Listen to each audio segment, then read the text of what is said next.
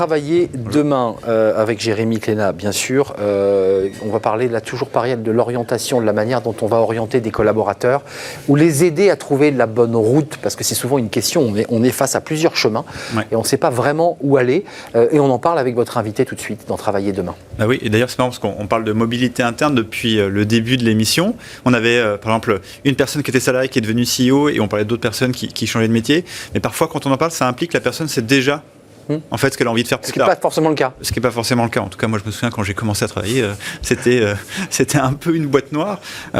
Et c'est un peu le sujet que vous avez, Nicolas Morel. Vous êtes un des cofondateurs de Monkey Tie. Oui. Et justement, là, le but, c'est d'aider les salariés un peu à réfléchir à leur trajectoire dans l'entreprise. Se dire, bah voilà, moi je fais ça aujourd'hui, mais pas forcément, ça ne prédétermine pas ce que je serai demain. Comment justement vous les aidez à faire ce travail ? Eh bien, je dirais notre marque de fabrique, c'est le matching affinitaire. C'est-à-dire qu'on part... Oui, c'est un terme que vous avez construit. C'est votre mot, ça. Ah, ça, c'est le... Vous avez le brevet là-dessus ou pas ? Absolument. Ah, oui, vous avez raison. Oui, parce qu'en fait, j'en profite pour le dire d'ailleurs, parce que c'est un terme qui est maintenant utilisé, y compris par certains de nos concurrents. On voit ça un peu comme l'hommage du vice à la vertu, mais il faut toujours préférer l'original à la copie. Et donc, le matching affinitaire, c'est d'ailleurs une marque que nous avons protégée à l'INPI qui appartient à Monkey Tie. Voilà. Mais c'est important de l'entendre. C'est important de le dire. Arnaud était tenté, donc... J'ai une hésitation, mais j'ai tout de suite compris que j'allais passer ma route. Et donc, ça consiste en quoi ? Ça consiste bien sûr, à tenir compte des compétences techniques des individus dans le cadre de leur progression, la projection de leur parcours professionnel, mais aussi et surtout peut-être de tenir compte de ce qu'ils sont au plus profond d'eux-mêmes, c'est-à-dire de leur personnalité, d'une part, de leurs valeurs, d'autre part, et troisièmement, et c'est plus récent dans notre approche, parce que c'est plus compliqué également, de leurs soft skills, de ce que nous on appelle leur dynamique comportementale. Donc on a ces trois types d'outils, personnalité, valeurs et dynamique comportementale, entendez soft skills, pour leur permettre de mieux savoir où ils iront demain. Qui suis-je, quoi ? Qui suis-je et où j'ai le plus de chances de réussir. Qui suis-je, où vais-je ? Contrairement à ce qu'on a appris à l'école, quand on est bon du coup droit et mauvais du revers, nous on dit qu'il faut continuer à travailler le coup droit. Il vaut mieux aller là où on est bon, parce que on va peut-être devenir très bon du coup droit et devenir mauvais à moyen du revers, ça n'a jamais... Être moyen sur les deux, ça ne fait pas gagner le match. Non, alors que quand vous devenez très très bon, vous pouvez parfois sortir de votre zone de confort et progresser et vous mettre en situation de risque et changer. Voilà. Et justement, Nicolas, parce que je parlais de ce sujet avec quelques dirigeants et quelques DRH juste avant, et qui me disaient... En fait, cette tendance vraiment focalisée sur l'utilisateur ou le salarié, ça a beaucoup d'avantages. Mais parfois, en fait, on construit une promesse, mais l'entreprise, en face, elle n'a pas forcément les besoins qui matchent, elle n'a pas forcément le job à pourvoir. Comment on fait un moment pour réconcilier les deux et faire en sorte, oui, on a une opportunité commune ?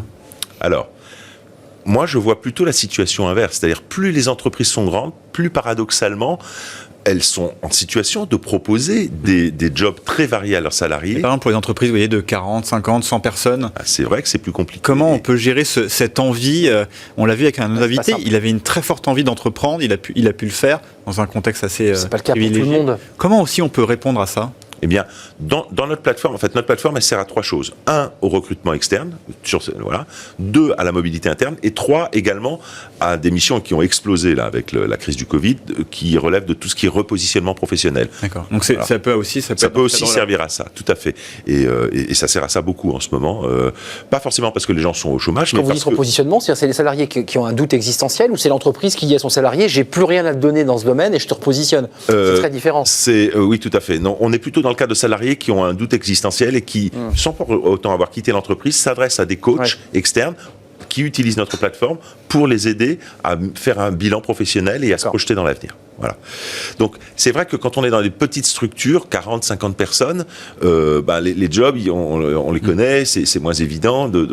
Mais dans des grandes organisations où, paradoxalement, il y a plus de possibilités de métiers possibles, les freins à la mobilité interne sont très nombreux, en fait. Il y a des freins culturels de toute nature.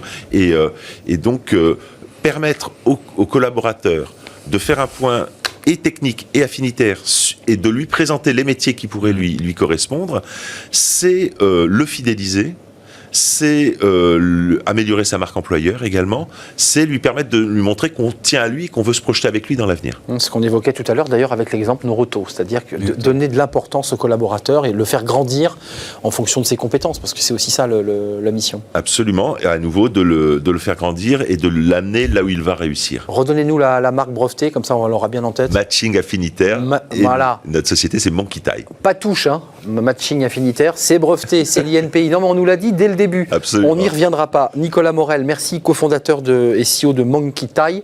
Merci à Jérémy Cléda pour ce moment autour de la mobilité, sous toutes ses formes d'ailleurs. Merci d'être venu sur notre plateau. La suite de notre programme, c'est après cette courte pause. On parle des crèches d'entreprise. Ça ne concerne pas les PME, c'est un peu plus compliqué pour les entreprises de taille moyenne. Ça concerne des grands groupes qui ont décidé évidemment de bien s'intéresser à la qualité de vie au travail, et notamment en créant des crèches ou en louant des places de crèche à des prestataires. C'est évidemment un élément très positif quand on est embauché et qu'on sait qu'on a évidemment ce service. On en parle tout de suite de ces crèches d'entreprise.